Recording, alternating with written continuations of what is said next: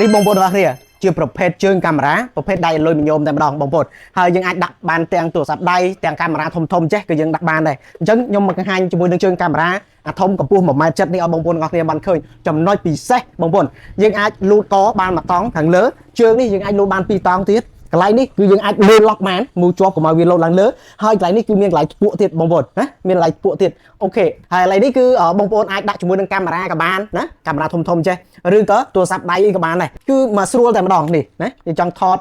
វីដេអូថតលើថតក្រោមណាពវល់ថតឆ្វេងថតស្ដាំដាក់ទូរស័ព្ទឬក៏កាមេរ៉ាបញ្ឈរក៏បានផ្ដេកក៏បានណាមកអែមតែម្ដងហើយរឹងមាំល្អមែនតែម្ដងហើយសំខាន់គឺវាអត់ចាញ់ខ្យល់ទេធានាជូនទៅកាន់បងប្អូនតែម្ដងណាពេលដែលសិនជាយើងធ្វើការបត់ទុកបងប្អូនតែ2ចំអាមកន្លះទេបងប្អូនទាំងអស់គ្នានេះតែប៉ុណ្ណេះទេណាពេលដែលយើងបត់ទុកហើយមានកន្លែងដៃកាន់របស់គេទៀតអែមមែនតែស្រួលនេះណាហើយសំខាន់គឺយើងមានថែមជាមួយនឹងកាបូបសម្រាប់ដាក់យួរស្ពាយទៅខាងក្រៅផ្សេងហើយនឹងមានថែមជាមួយក្បាលចាប់ជាមួយទូរស័ព្ទតេលេបជាហើយ free សេវាដឹកជូនទៅកាន់បងប្អូនអញ្ចឹងសម្រាប់បងប្អូនដែលត្រូវការជើងកាមេរ៉ានេះបងប្អូនអាចឆាតមក SPT បានបងប្អូនទាំងអស់គ្នា